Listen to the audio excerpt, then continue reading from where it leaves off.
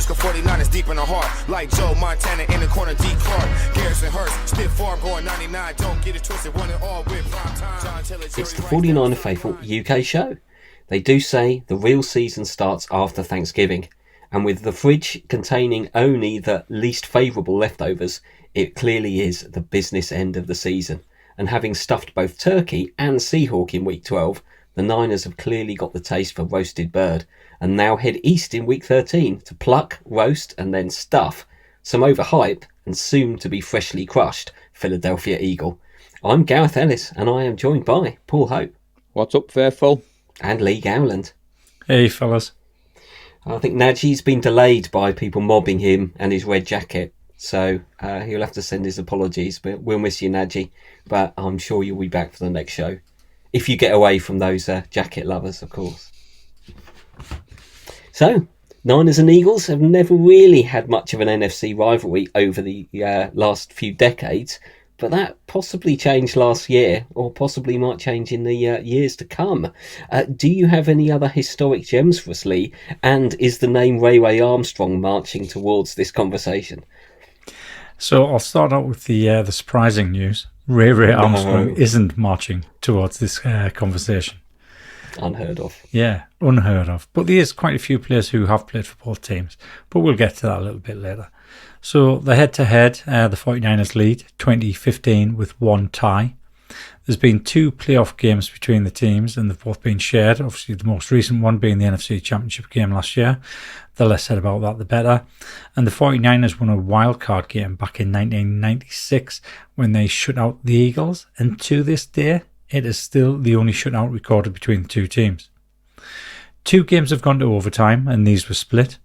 There's also been one tied game back in 1956 before overtime was introduced, and that wasn't introduced until 1974. Neither team has scored a 50-burger on the other. The biggest win streaks for both teams stand at 5 wins each, with Philly dominating 2005-2010 and the 49ers 1984-1992. Players who've played for both teams, so some of the more recent ones, Jeff Garcia, Yvonne Hargrave, Terrell Owens, are the three names that stand out. And we did have Hassan Ridgway for a season. He had a decent season with us. But then we've also got 5 former 49er Super Bowl winners who've both played for the 49ers and the Eagles. So Guy McIntyre, Bill Romanowski, Don Griffin, Max Rueniger, and Charlie Young. 5 former Super Bowl champions went across and played for the Eagles after playing for the 49ers. So as Gareth mentioned, I mean, the history, it's been spattered over the years. Let's put it that way. Obviously, last year is still, to me, it's still quite fresh in the memory. I would hardly call it a game because it was over and done with on the first drive. It's certainly over and done with a few drives later after Josh Johnson went down injured as well. And it seems as though that's got the Eagle players' backs up a little bit.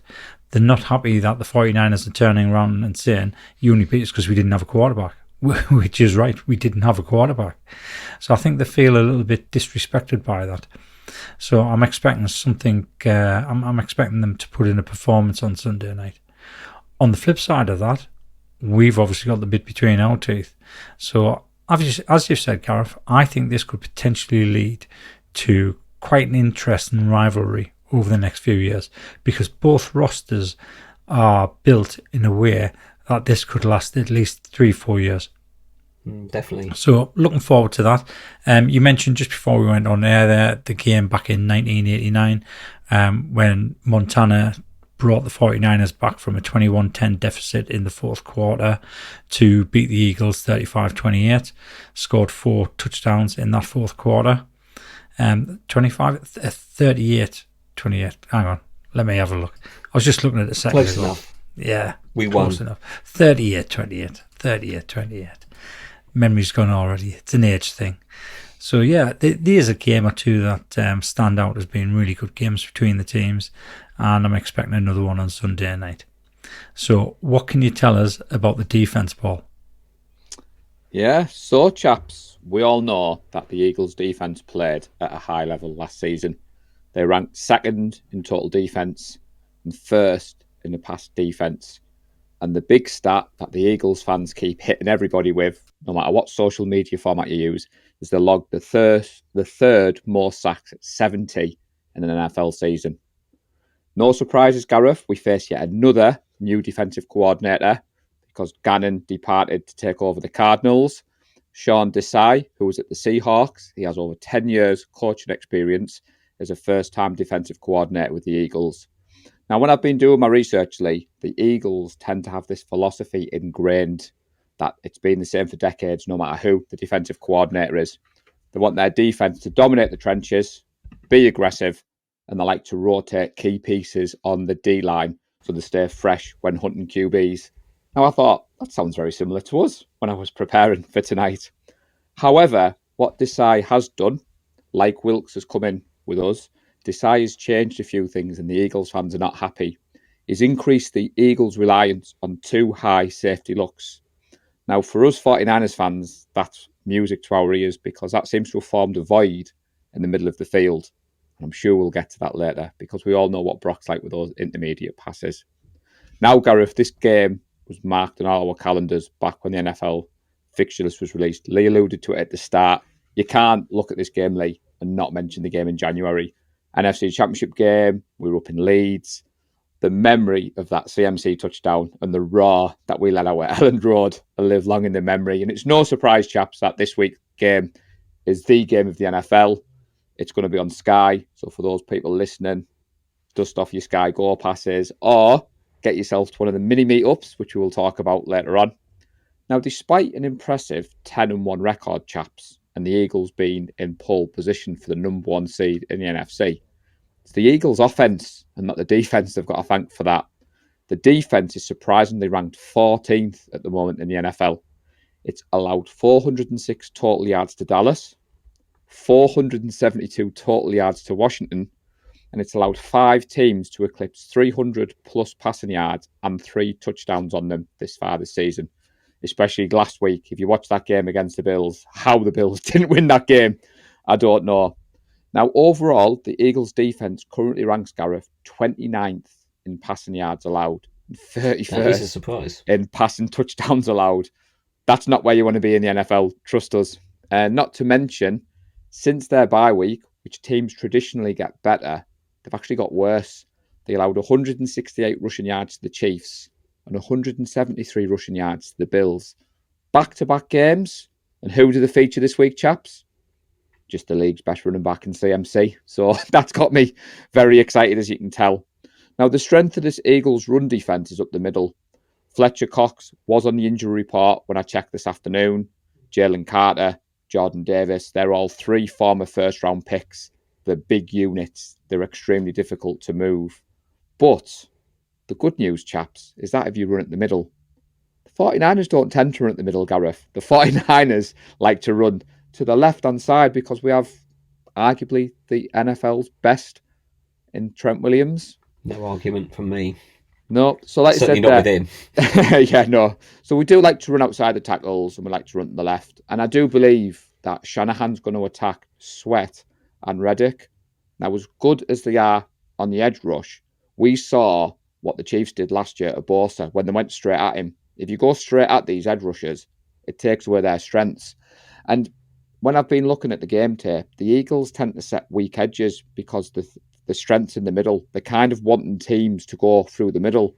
But if you know that and you're going to attack them like we will, I think CMC is going to have a monster game on Sunday. I think you look for us to pin the edges. I think blocks from our wide receivers. You've got Ayuk, you've got Jennings, you've got possibly Kittle in there. And for Trent Williams to pull in front, I think that's going to be the game plan all day on Sunday. I think you're going to see CMC running the ball. And then when Purdy, which I'm going to get to in a minute, I think Shanahan's got a definite game plan for Purdy. Now, before I hand over to you guys, we can't not talk about the Eagles' pass rush. I know you don't want to talk about last year, Lee, but it's the moment of the game. You know, Reddick getting through, back up tight end, trying to block him on a play action. We all know how that ended. Now, surprisingly, Gareth, the Eagles' pass rush this year has more holes than Swiss cheese. But I am going to give a weakness away here. Their linebackers and safeties, for me, are slow in coverage. So I would expect us not to play too much play action on Sunday, because that would play into their strengths. I think we're going to see Purdy lined up in the shotgun. I think he's going to drop back. And like I said at the start, he's going to attack the middle of the field. No matter what metric you look at with Brock Purdy, he is the most efficient quarterback in those intermediate passes. He averages 13 yards per attempt. If you're getting 13 yards per attempt in the NFL, you're going to win games more than you're going to lose. And I don't feel that the Eagles' pass rush will fall for the Kyle Shanahan motions. I don't think they're going to fall for the play action, run fake. I would be very shocked to see Purdy with his back turned to those edge rushers without any extra support. Your boy McKivitsley, I can't see him blocking Reddick one-on-one, and I can't see Shanahan making the same mistake of putting a backup tight end in that block game. I can see him doing a better job than Tyler Croft did. I agree, but I do think that Shanahan likes to do all these motions. He likes to kind of do the play action, because sometimes that leads to running the ball. But I think he's going to trust Purdy, as I said, in the shotgun, in the drop back, attack the intermediates. There's a void in the middle of the field. Let the Yak boys eat. I think CMC and Debo are in for big games.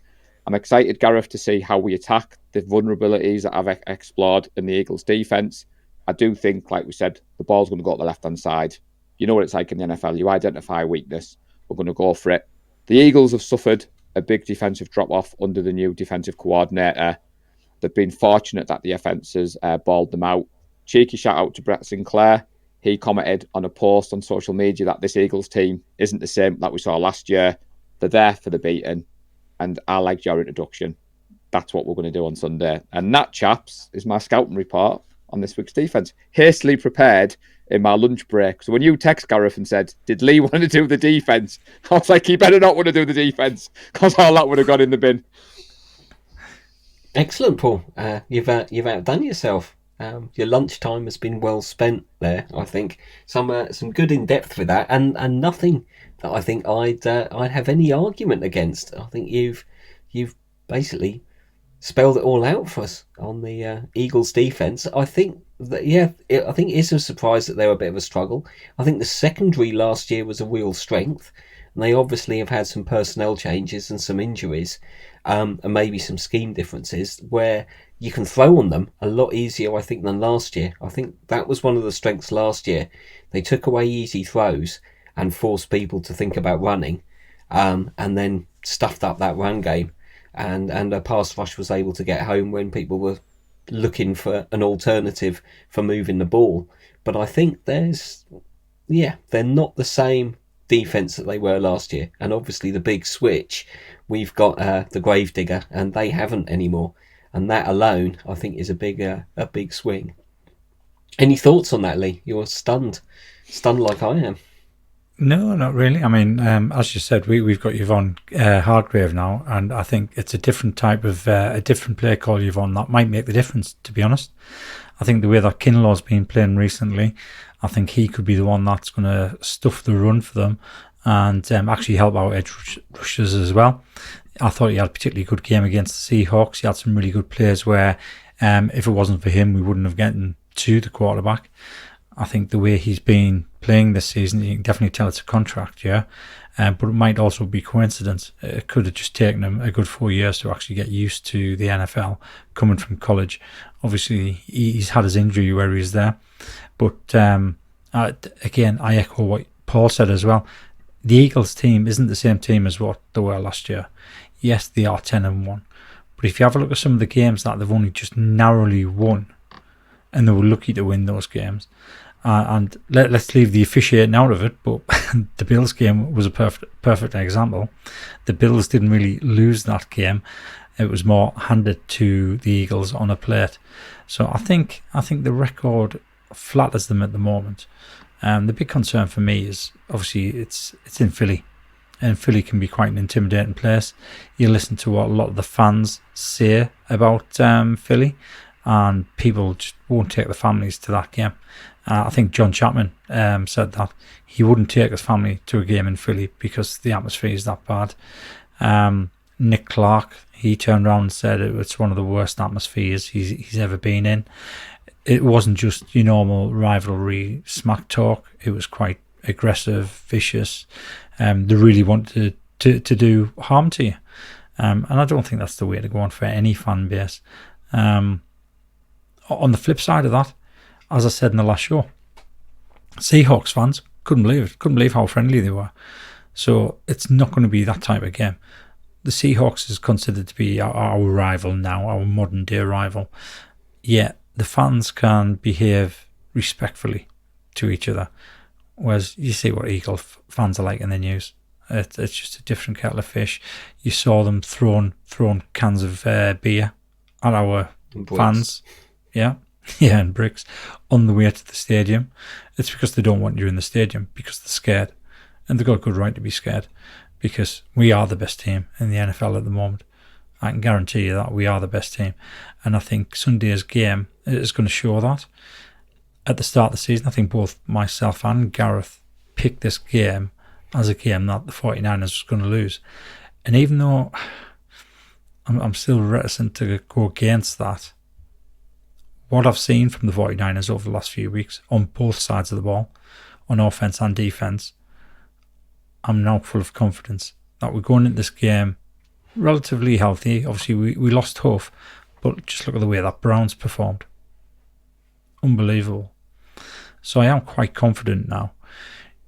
Over to the offense for the 49ers, and what Paul was saying about hitting that intermediate route time and time again, because he's absolutely spot on with that. He's got such a good accuracy QB rating when he's hitting that intermediate level, that you've got to think that's what Shanahan's going to let him do, especially given the weaknesses of the Eagles team. But I don't know, for some reason I've got this feeling when we start the game it's going to be run heavy. And I think it's going to be run heavy to actually open up those intermediate routes a little bit more, to make it a little bit easier. And I think it's also, if I'm honest, to protect Brock a little bit, because I think the Eagles defense is going to be fired up. And they're going to want to get to the quarterback as often as possible and as quickly as possible. And I'm not saying they're going to go in and do what the New Orleans Saints did like 10 years ago with the old bounty gates sort of thing. But I wouldn't put it past us if they're overly aggressive with Brock on Sunday night. So I think to start the game, I can see us having a heavy dose of the run, get that established, get CMC scaring the life out of their defense, and then start peppering that intermediate level with Brock. And I can see both Kittle and Ayuk having big games. Maybe it's not so much Debo, although having said that, I think we might use Debo more in the run game than we do in the pass game on Sunday night. Yeah. And I think that's one way that Shanahan might go. And I can't help but feel over the last few weeks we've kind of played a particular way, and I think he's going to flip that. And I think he's going to flip it because the Eagles will be expecting us to play that way, because we've had so much success over the last few weeks. And it'll all come down to execution, to be honest.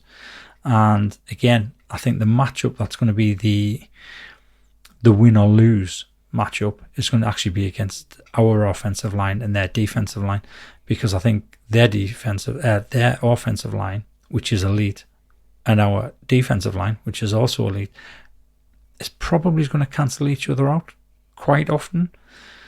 I'm still confident that we're going to have the better of that. So yeah, it comes down to we need to win it in the trenches. So hopefully the way that we game plan, the way that Shanahan play calls, he's going to do it in such a way that it takes away what I perceive to be our weakness, which is the offensive line. It's probably no weakness that Shanahan perceives. He'll probably have other things that he's wanted to mould the game around to try and keep away from certain players. But for me, if we can protect our O-line from that pass rush, then we win in this game on Sunday night. Yeah, definitely. It's that cliche. It's definitely a trenches game, and I think the Eagles are a team, perhaps a little bit like the Steelers. You can rely that they're always going to be decent in the trenches, even when the team perhaps is going through a bit of a bad spell. They always get that side of the ball on offense and defense. They tend to invest in it and they tend to get it right. You did a very smooth segue into Paul's defensive analysis, but you completely missed the injury report, Lee. So I had that all teed up, but there we go. I will do a little bit of injury report before I cover the offense, because there are some interesting Names on the Eagles injury report, which limited participation on Wednesday, so it means although they're questionable, I expect all of these players to play. But the list is running back DeAndre Swift, tight end Dallas Goedert, and wide receivers Julio Jones, Devonta Smith, and AJ Brown. So it's practically every single one of the Eagles playmakers has appeared on the injury list as questionable this week. Whether there's a little bit in that, whether it's just a little bit of tired bodies, and there's a little bit of smoke and mirrors there, who knows? But I don't deny that all of those are possibly people who are carrying a knock. But I don't think any of them are actually going to be game time decisions. I think we're going to see them all, other than perhaps Julio Jones, who must be about 103 by now. So, we won't be too heavy on him. The only defensive player on the injury report was Zach Cunningham, linebacker. So I think their defence is fairly healthy, other than the handful of players in the secondary that they have lost for the season. And as speaking of which, as for the mighty 49ers, of course, Joe Odom has been placed on the injured reserve and is unlikely to be seen again this season. And Ray McLeod, Jordan Mason and Eric Armstead sat out Wednesday's practice. Pretty sure they should all be good to go on Sunday, but something worth keeping an eye on. We are a little bit thin at safety. Before we talk about the Eagles' offence, do you think that's an area we're going to sign someone fairly soon for the rest of the season? Because we are one injury away from the Barnacle or Sammy Woe coming in at free safety. Didn't we actually bring somebody in? I thought we brought somebody in called, is it Eric Harris? Atlanta? I knew I'm sure we did. Let me quickly tried check. out a load of people, but I didn't hear if we'd actually signed anybody. Whilst Lee's looking for that, Gareth, John Chapman Lee himself is refusing to go back to the Eagles game. So he's not doing one of his rush road trips. And apparently, I think he was attacked a couple of years back at an Eagles game as he was leaving the stadium. He's talking on his show, I think someone rugby tackled him from behind, and he obviously got up and was like, well, what on earth is that all about? So for John Chapman to be intimidated to go to the stadium, like you said, and I saw some footage against the Bills where the Eagles fans were throwing stuff at young Bills supporters, and you think, come on, lads. I know we all hype up these rivalries, and you said at the start, Gareth, this could be the rivalry. It's the best two teams in the NFL at the moment, going toe-to-toe, but it's a bit of a shame when the fans spoil it, in my opinion. Yeah, so you're right about that, Paul. So I've just checked that, and we did definitely sign safety Eric Harris. We signed him to the practice squad, and also cornerback Keemon Hall. Mm. So we brought some guys household names there. Exactly. Not Deontay Johnson. Dante, different man. Didn't somebody mention that they had reached out to Dante Johnson? He worked out a few weeks ago. No, he worked out a few weeks ago. Didn't he? That's right. And was referred to in the article as the Barnacle, which I thought was the greatest nickname of all time. That's right. Given Mr. Johnson's history on and off and off and off and on and off with the 49ers. But there we go. Yeah, it could be a job for Sammy Womack there. If we get a bit thin, not his position, but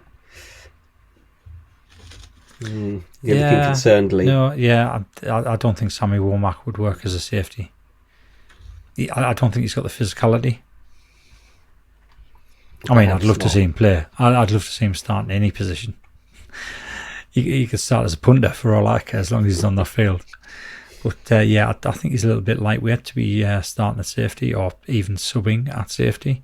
I'm trying to think which one of our linebackers. Fred can play anywhere. Yeah, I was certain one of our linebackers had played safety at some point in their college career, but I can't remember which one. Possibly, yeah. Beal? Yeah. One of the rookies? No, Beal's a defensive end.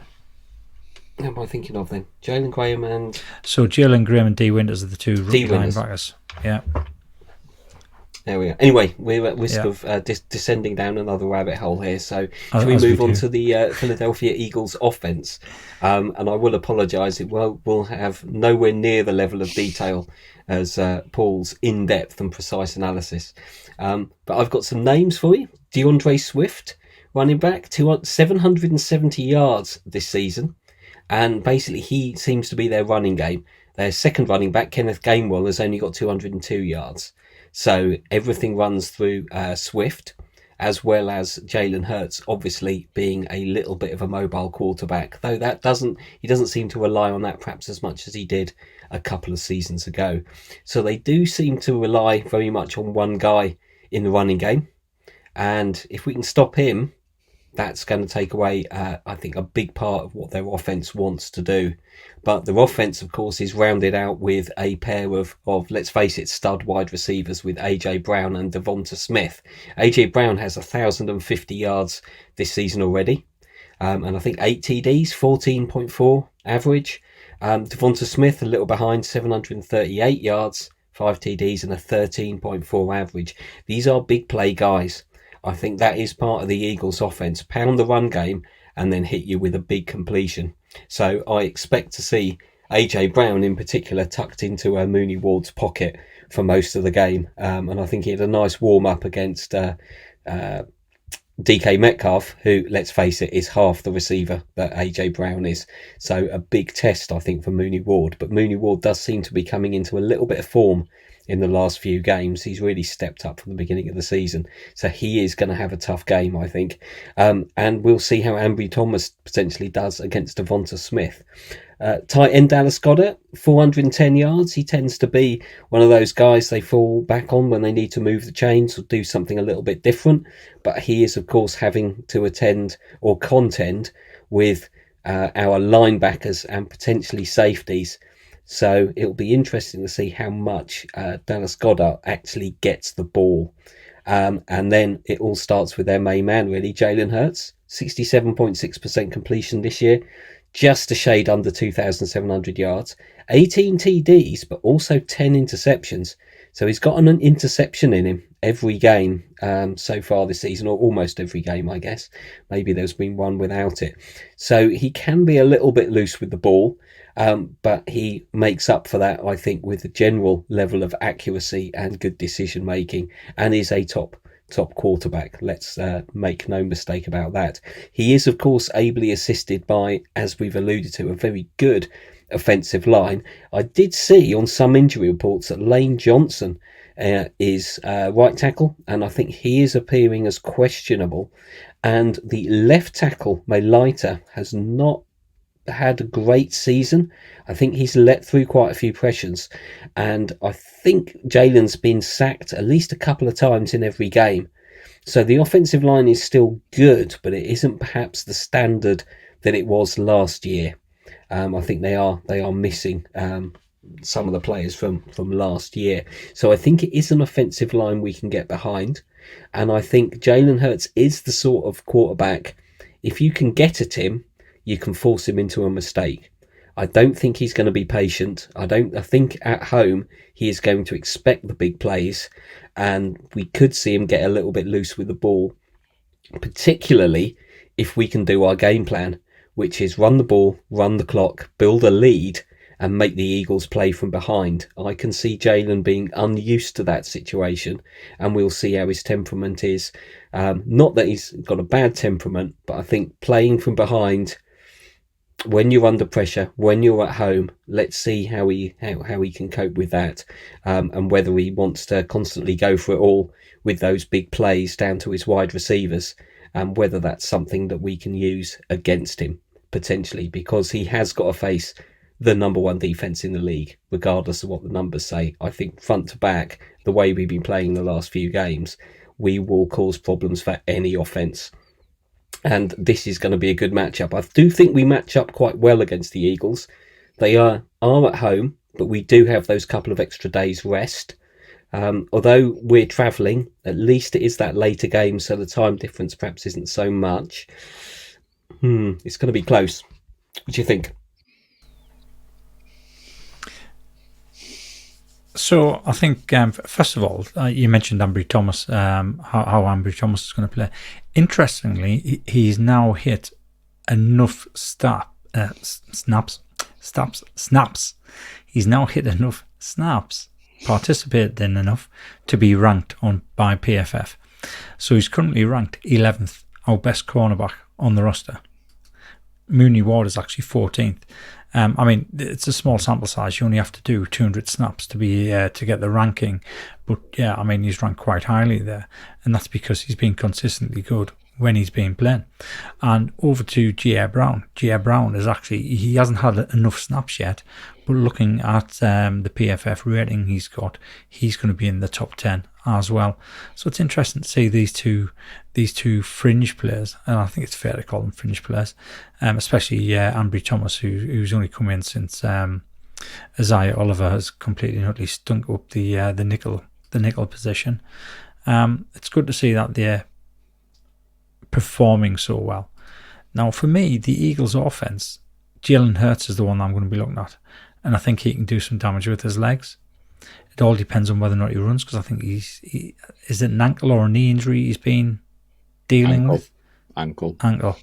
So he may not be inclined to run as much, which would be good for us. I know we're not as bad as what we used to be at stopping mobile quarterbacks, but it still does worry me when we come up against somebody like Jalen Hurts, especially a young quarterback like Jalen Hurts, who's got plenty of energy in them to go running past us. And the way that we're playing at the moment potentially isn't conducive to stopping a mobile quarterback, although Geno Smith didn't really do much against us last Thursday night, and he is considered to be a mobile quarterback. So yeah, they've got weapons all over the place. AJ Brown, I mean, I'd love to have him on our team. Who wouldn't? He's an excellent player. Devonta Smith, quick as lightning. And then the O-line. The O-line for me just makes that Eagles offense tick. They've got 3 players in the top 10 in the O-line. Both tackles ranked 6th and 9th. The centre ranked 3rd. It's just such a strong O-line. And that's what I was saying before. This is the place where we need to beat them. We need to beat their O-line. If we beat their O-line, we win in this game, hands down. And because of the players that we've now got, Chase Young, Hargrave, Armstead, Bosa, Kinlaw playing well as well, I think we've got enough strength, enough rotation. I think the freshness in us, like you said, the extra 3 days that we've had, I think that's going to be pivotal in this matchup. And hopefully, if we do come out with the win, and I am feeling more confident the more I talk about it, that we will get this win. Hopefully that'll send the Eagles on a little bit of a spiral, just knock them off that number 1 seed, because what I'd really love to see is them having to travel out to Levi's and play us in the playoffs out there, where they don't have the benefit of the fans, the fans trying to kill everyone, and see how the players play then, because I think that'll be a different kettle of fish. And that will probably be a more open game as far as the 49ers are concerned. I still think Sunday night's going to be close, and I think that's going to be reflected in my prediction at the end. Unlike Najee's 50 burger that he's left us with. Of course, he's not here to argue that he didn't say it was going to be 50 burgers, so I'm sticking with that. 70 burger, I think he said, didn't he? Yeah, it might have been. Yeah, 70 burger. But yeah, I think the 5th ranked offense, is that correct? I saw 8th early, but it depends on what metric you look at. You're right, their offense versus our defense is going to be a bit more of a test than the other way around. And I'm gladly you didn't focus on our pass rush, because our secondary hasn't been getting enough credit. You mentioned Mooney Ward there, a stat that I thought you would like. Since the bye week, he's been targeted 24 times. He's given up 10 receptions for about 4.7 yards per target. You stretch that over a full season, he'd be in the top 5 among all cornerbacks in the NFL, which we would take. You're right, we were there for the Buccaneers game. J.R. Brown came in, struggled at first, got his first career pick. Ambry Thomas. When you look at the quarterbacks we faced, I mean, Trevor Lawrence and the Jags are highly favoured in the AFC. Yet Lawrence threw for the second fewest yards of the season and the fewest completions of the season against us. As much as Baker Mayfield was good when we were watching, he was still down on his pass attempts in his previous games. And then again, Geno Smith, you were there, Lee. He's been thrown 400 yards in the 2 weeks prior, 18 completions for 180 yards against us. So the fact that our pass rush gets all the headlines and getting there, I'm glad you started with the secondary because, as Gareth said, we are the number 1 defense in the league because we've got the complete package. And Hurts, he tends to, Gareth, the deep passes are his forte this season when I've looked at the stats. And you're right, he only uses his legs when he needs to. So I'm not as worried about that. But I liked how you said if we go ahead and he has to chase the game. Now he's given up 10 career interceptions. Now that might focus in my bold prediction at the end, but I'm not going to give it to you just yet, chaps. Yeah, I think it is a good matchup, and I think the Eagles' record flatters them ever so slightly. I'm just having a look here at the sort of the teams they've beaten. New England in week 1, Minnesota, who struggled right at the beginning. Again, Tampa Bay, then Washington, the Rams. They lost to the New York Jets. They've beaten Miami. They've beaten Dallas, divisional game. Beaten Kansas City and beaten Buffalo in recent weeks. So they have beaten some good teams. But they've also, put up or struggled a little bit. Beat Washington 38-31. Let Washington score 31 points. They let New England score 20 points. That's a bit of a miracle. So I think their record flatters them. I think they've had a series of games where they faced the right people at the right time, and have come out on the positive side of some tight games. And hopefully this is all going to come to an end on Sunday. Shall we go to the score predictions? I do have the betting lines, or at least one of the betting lines. The Niners are, depending on where you see, 2 or 3 point favourites, which for a team on the road with a worse record is a little bit unusual, I think. I hope that doesn't work again. I'm sure the Eagles at home will take that very personally, and want to make sure that the bookies pay for that. The over-under is 46.5, so it does look like there's some points going to be scored. Obviously, a couple of things that might factor into that is the slightly shorter week for the Eagles, and they had an overtime win against Buffalo. So again, it's that taken that little bit out extra. We've had that nice, easy, routine win followed by turkey dessert in Seattle, and I'm hopeful that things are in our favour for the game. So, Paul, I believe you are the new leader after last week's exceptional result. That's right, Gareth. You weren't here for the other show, so Sadly we're going to have to not, talk about it. Look at Lee's face. No. Yeah. So, I have to go first. And I'm going the pressure's bold. on now. There's no pressure. I'm going bold with this one. I've looked at the injury report. I've looked at our team. Now, Lee probably thinks I'm going to go 31-13 because that seems to be lucky for me because I got it right. I am saying that we score 31 points, Gareth, but we make a bold statement. We're winning this one 31-7. It's a repeat of the score last year, as in we're going to win 31-7. And I just think that, like you said, we're going to take a big lead. Our defense is going to shut them down. So I'm letting my heart rule my head, which will probably please all you chaps because I'm top of the leaderboard. But 31-7 for the 49ers on Sunday. Lee, you're speechless. I hope not. No, not quite. So I will put Najee's score in now because Najee is number 2. Ooh. That sounded really posh, that, didn't it? Number 2. What's Najee gone for? So I shouldn't have put that W in yet. 50 burger for Najee there, did I see? So Najee has gone for a 30-27 win. Ooh.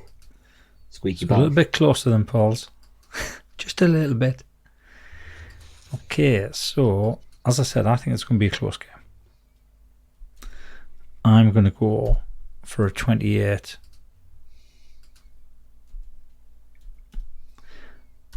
24 victory.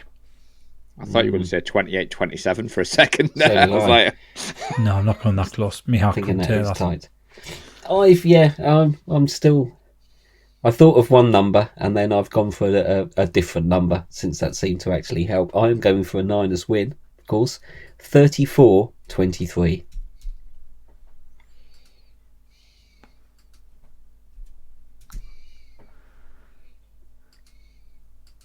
Right, so that's interesting. So none of us has gone for the loss that we predicted in pre-season. I can't do it. No, I just can't. I know I can't I'm do struggling. But as well as that, I think I have changed my mind just because of the way that the Eagles have won some of their games. I think they've been quite fortunate. Yeah. I think their luck's going to run out on Sunday night. And it's not just going to run out a little bit. They're going to get smacked in the mouth with the unlucky stick. So I'm looking forward to that. Really looking forward to that. Absolutely. They lost to the Jets where their luck ran out. So it's about time. I think they were 5-0, were they? So they went 5-1. It is tough in the NFL to win more than 5 or 6 or 7 games on the trot, no matter who you are. So I think the Eagles are due a loss, and I think we are the ones to hand it to them. Are you going to stick your necks out with any boldies? Ballies? I am. I alluded to it earlier with Hurts. He's already got a career high, 10 interceptions. Fred already has 3 on the season. I think he gets 2 more on Sunday. I think, like you said, they're going to be chasing the game. Fred gets 2 interceptions.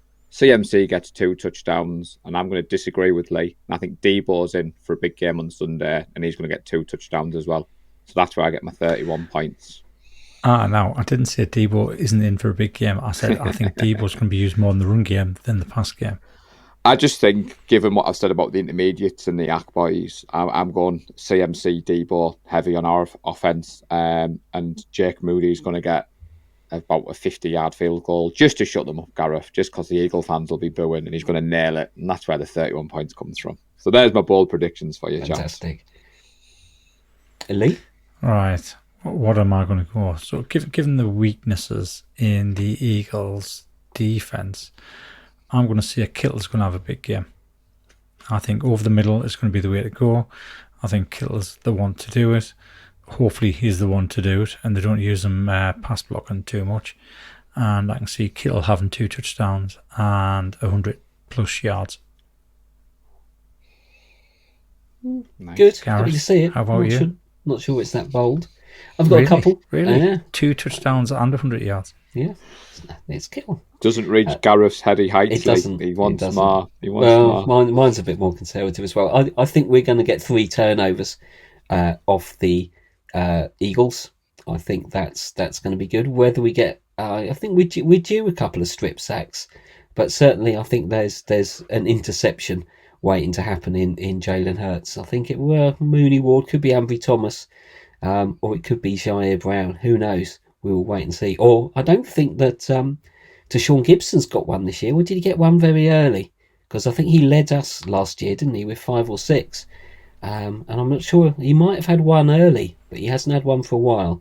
So maybe a Gibson interception. And I'm going to disagree. I don't think any of our offensive playmakers are going to have a particularly standout game, because I think everybody is going to feast.